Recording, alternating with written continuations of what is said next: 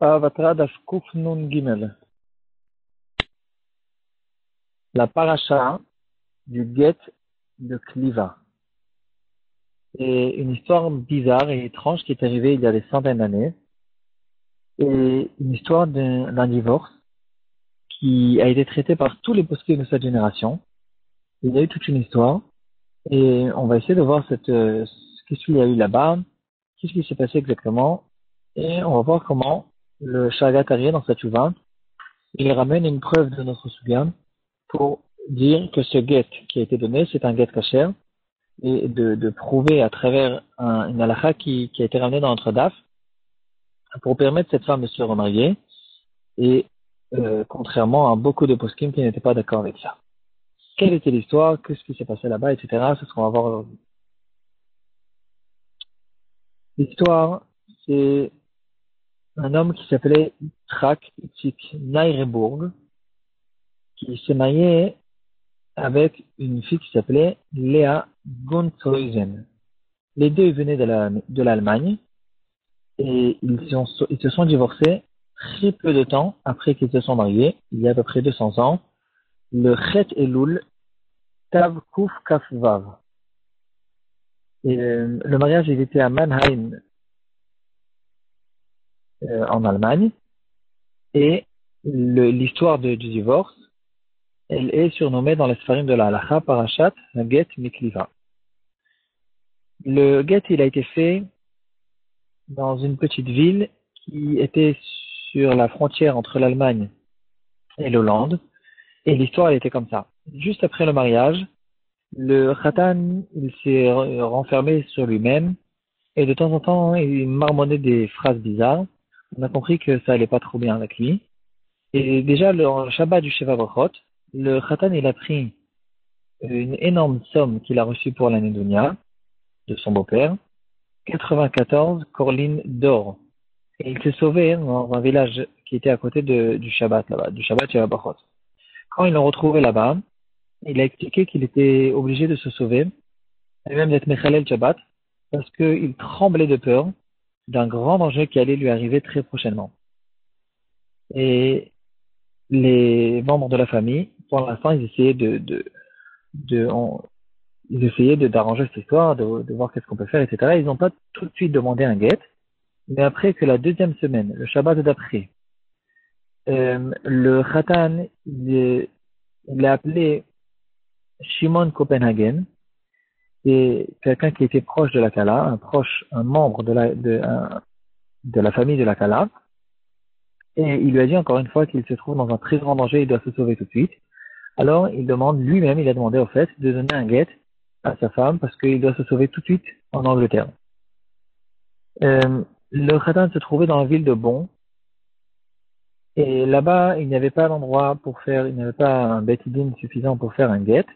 Et donc, toute la famille de la Kala, ils ont pris le Khatan, ils ont été sur la ville de Kliva, qui se trouvait, comme on a dit, entre l'Allemagne et l'Hollande. Et comme le Khatan, il était intéressé de se sauver par l'Hollande pour partir en Angleterre, alors ils ont pris la route avec lui et ils ont fait le guet à Kliva. Le Rav de Kliva, c'était Rav Israël Ipshit. Et il a fait le guet après qu'il a bien compris clairement du Khatan, du mari, que le mari, il était d'accord de donner le guet. Et le mari lui a dit aussi, au Rav là-bas, il a dit clairement que s'il ne se sauve pas en Angleterre, il va mourir très prochainement. Et donc, il doit se sauver tout de suite. Avant d'avoir fait le guet, ils ont arrangé toutes les histoires d'argent entre les deux et ils se sont séparés. Quand la famille du Khatan, ils ont entendu tout ce qui s'est passé, eux, ils habitaient à Mannheim, ils se sont énormément énervés. Le père du Khatan, il était extrêmement énervé. Il a dit que ça va pas du tout comment ils se sont occupés de son fils. Et surtout, sur toutes les histoires d'argent, il disait que tout a été fait contre lui. Et donc, il a été chez le Rav de Mannheim et chez les rabbinim de Francfort pour leur demander qu'ils rendent pas sous le guet en disant que lorsque son fils a donné le guet, il était considéré comme quelqu'un qui est choté, qui n'avait pas du tout de conscience, il était déjà fou complètement et il n'avait pas de possibilité de faire un guet à ce moment-là. Et effectivement, une petite période plus tard, les rabbanim de Francfort et de Mannheim, ils ont sorti une lettre, un psak halacha, très long, dans lequel il y avait écrit que le guet il est fasoul, que la fille elle est mariée et qu'elle n'a pas le droit de se marier maintenant avec quelqu'un d'autre. La famille de la Kala, bien sûr qu'ils n'ont pas lâché le morceau, et ils ont été chez les Gdoléador, chez les rabbanim de la génération, et voilà, comme ça, l'histoire a explosé dans tout le monde de la halakha juive. Tous les rabbanim, en fait, ont donné leur avis sur ce guet. Il y a même des tchouvot qu'on peut retrouver dans plusieurs des poskim de cette génération. On retrouve une tchouva dans le Noda Beyouda, en Shagat Aryeh, Rav Shaul Amsterdam, le Korban Haïda, le Mirkevet Amishne, le Sidré Tara, Rav Yitzhak de Hambourg, le Yahavet et encore d'autres poskim. On peut comprendre que c'était une histoire qui était vraiment l'histoire de la période. Et il y avait donc une grande marloquette dans les poskim. Qu'est-ce qui se passe? Quel est le statut de cette femme? Est-ce que c'est un guet kasher ou bien non? Il y a eu tellement de rabbanim d'ailleurs qui ont donné leur avis sur ce sujet que on peut retrouver une anecdote un peu bizarre sur cette histoire. C'est que plusieurs années plus tard, dans la ville de Francfort, la place, le poste du Rav, il a été, ils ont cherché en fait un nouveau Rav. Le poste du Rav, il a été libéré. Et en fait, les gens de la ville, ils ont cherché des rabbanim qui n'ont pas donné leur avis sur ce sujet, ou surtout qui n'ont pas donné leur avis contre les rabbanim de la ville. C'est devenu déjà politique.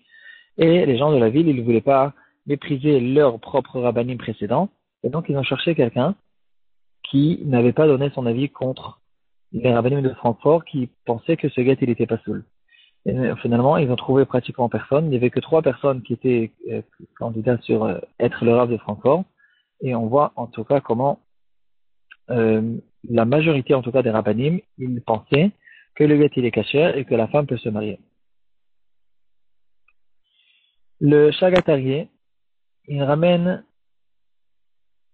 après qu'il ramène beaucoup d'arguments, tout un raisonnement sur ce sujet pour permettre à cette femme de se marier. Un des arguments qu'il ramène, c'est quelque chose qui se trouve dans notre suga, c'est pour ça qu'on le ramène aujourd'hui. La tchouva du Shagat Aryeh, elle se trouve dans Chelek Bet, en fait, à la fin, dans Siman Bet, à la fin du livre Shagat Aryeh.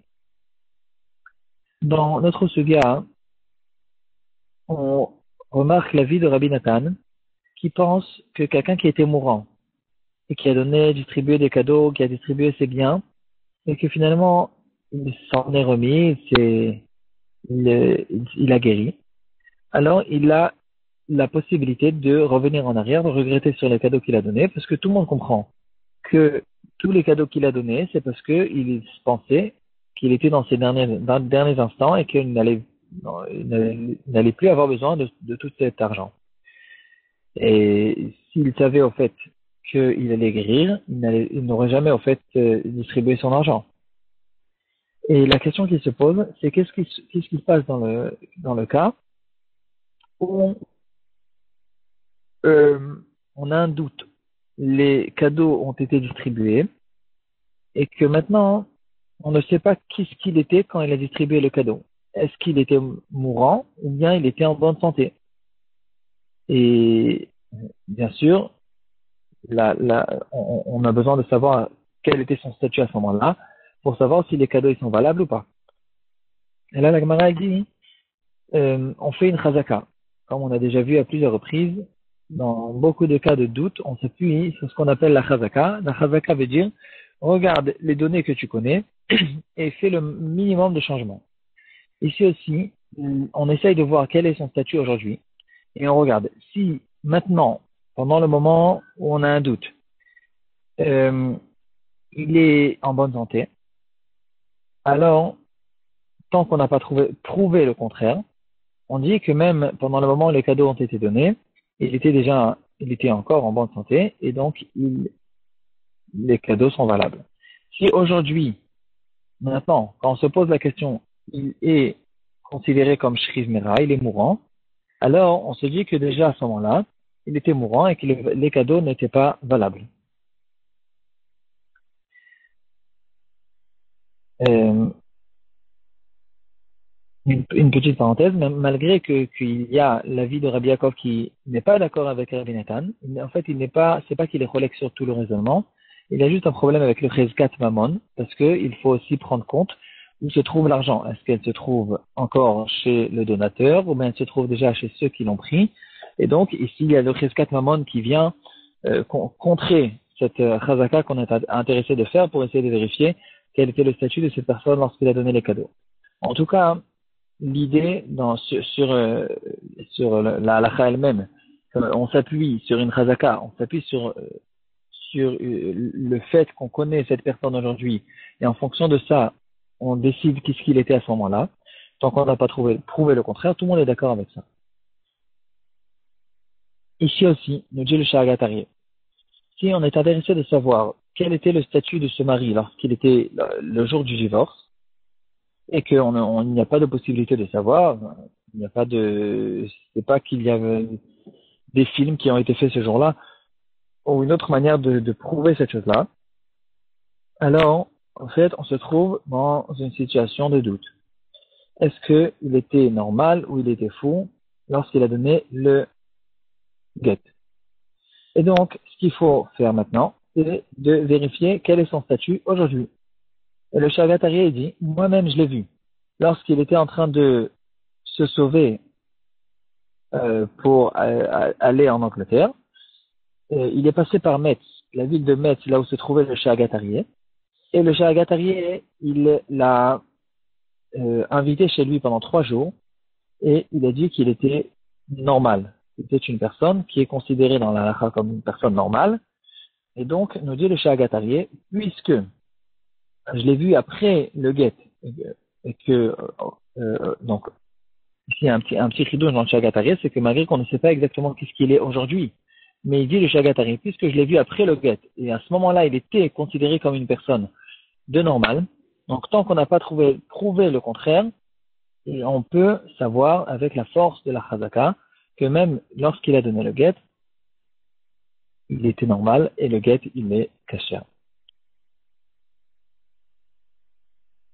Donc voilà, ici c'est l'histoire, les poskim, qu'est-ce qu'on fait avec ce guet?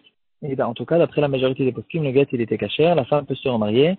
Et pour finir l'histoire, certains disent, c'est pas évident, on ne sait pas exactement ce qui s'est passé là-bas, mais certains disent que plus tard, le mari il est revenu en Allemagne et il s'est remarié avec sa femme. D'autres disent que c'est pas vrai, c'est pas ce qui s'est passé. Et en tout cas, voilà, une belle histoire et un beau psak halakha du Sha'agatari.